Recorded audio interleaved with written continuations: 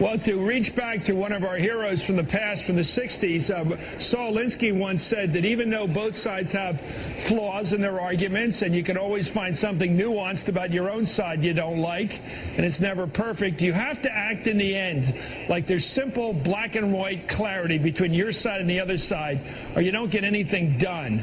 I always try to remind myself of Saul Alinsky when I get confused. But congratulations to you, sir. You weren't confused. Saul Alinsky wrote the book Rules for Radicals. He wrote a book earlier called Reveille for Radicals. And our president, as a community organizer, which is the phrase started by Saul Alinsky, taught Saul Alinsky's philosophies for several years in Chicago. Hillary Clinton wrote her paper, her thesis on Saul Alinsky, actually met the man, and he wanted her to come work with him, but she wanted to get involved in politics, and so she went off to Capitol Hill and worked as a staffer on Capitol Hill. Did you know that Saul Alinsky dedicated his book to none other than the very first rebel who rebelled, but at least won his own kingdom? Lucifer. Saul Alinsky dedicated his book to Lucifer. Our president has been teaching and following a man who dedicated his book to Satan. Do you think that there is a spiritual battle going on in America and around the world? Indeed there is. Well, what did Saul Alinsky say? Well, first of all, he talked about change on almost every page, and you thought our president came up with that phrase on his own. No, the word change is used by Alinsky on almost every page, and by change he means revolution. He also says an organizer working in and for an open society is in an ideological dilemma to begin with. He does not have a fixed truth. Truth to him is relative. Everything to him is relative. Kind of understand now why our president says one thing one day, one thing next day, or maybe in a few months. It's all based on whatever gets the job done. The first step in community organization is community disorganization. In other words, Saul Alinsky said, penetrate the middle class, disorganize, and then reorganize. Penetrate the churches, he said. Have they penetrated our churches and our seminaries and our Christian colleges and our teachers groups and our teachers organizations? Absolutely. And Saul Alinsky said this is what you must do. You see, Saul Alinsky studied a guy by the name of Antonio Gramsci. Antonio Gramsci was an Italian communist who told Mussolini, you're going about it all the wrong way. If you want a lasting revolution, you can't do it with guns and bullets. You got to get in there and you change their hearts and their minds. Their worldview is the foundation of their values. Their values is the foundation of their conduct. Change their worldview, they'll change their values, and they'll change their conduct, and you've got a lasting revolution. But if you force it with guns and bullets, it won't last. Mussolini didn't like this and threw Gramsci in jail. Well, Saul Alinsky studied the writings of Gramsci and wrote Rules for Radicals. And so one of the things you do is you stir up dissatisfaction and discontent. And he says you pit the haves against the have-nots. You get class envy going. And that's what they're doing. And it's very, very sad. And they're also race baiting, which is also horrible.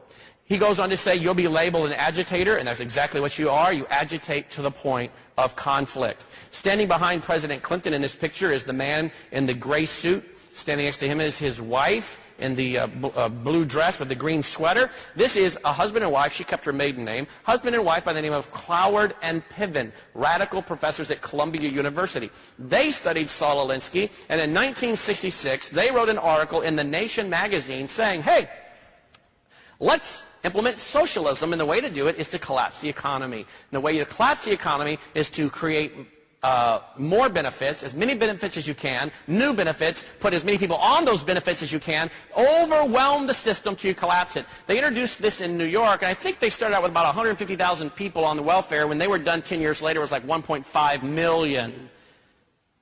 We began to talk about this in January or February, and we began to ask our radio audience to let other talk show hosts know about the Cloward-Piven strategy.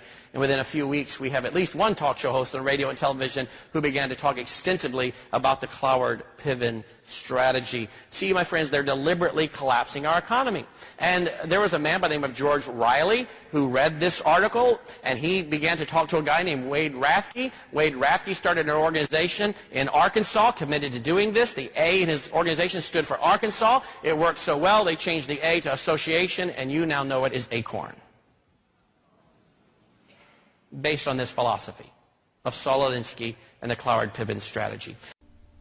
And one of Gramsci's all-star disciples, Saul Alinsky, became one of the most influential radicals of the 1960s. Well, Saul Alinsky was was a prominent radical in 1930 Chicago. He worked closely with the Communist Party. He used to go down and train at the rifle range with Leon Dupre, who was later a mentor of Barack Obama.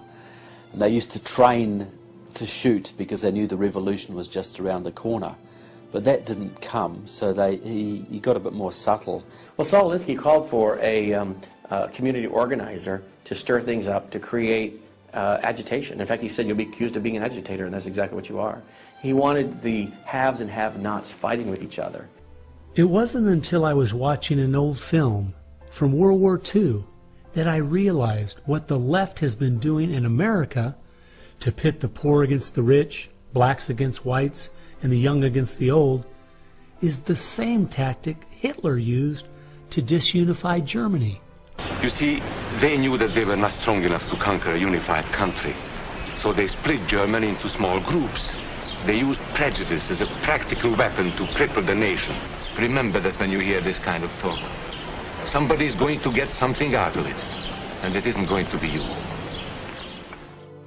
And they use the conflict as justification for more government to stop the chaos. So they create the chaos, and then they step in as a solution to the chaos. And as Francis Schaeffer said, once this chaos comes, most people will willingly give over to an authoritarianism because they don't want the chaos. His book was kind of the field manual, if you will, for these activist organizations. Which President Obama studied and taught at a workshop for 4 years in Chicago as a community organizer for ACORN. As I was reading through Rules for Radicals to see where he was coming from, I just happened to take a look at the dedication in the front of the book. And this is what I saw. Quote, "Lest we forget at least an over-the-shoulder acknowledgement to the very first radical, the first radical known to man who rebelled against the establishment and did it so effectively that he at least won his own kingdom, Lucifer." Unquote. Saul Alinsky, from Antonio Gramsci, has had an incredible amount of influence on our president and on our society, and he dedicates his book openly to Lucifer, Satan. I think that says more about where their ideas and plans are based than anything else. You asked what Saul Alinsky's impact is on the leftist movement today, and it basically defines it. It defines it. Great deal has been made of Saul Alinsky and his effects on the administration and Yes. the Keynesian economics, so on and so forth. Do you think that these have played out in such strong suits? I think they have attempted to play out. The Saul Alinsky approach, I think they have attempted to play out. But fortunately, they have not played out at as fast a rate that they wanted them to play out, because there has been pushback, which is good, because now we have an opportunity to change it back toward the kind of country that we want, our founders want, and not this radical socialism.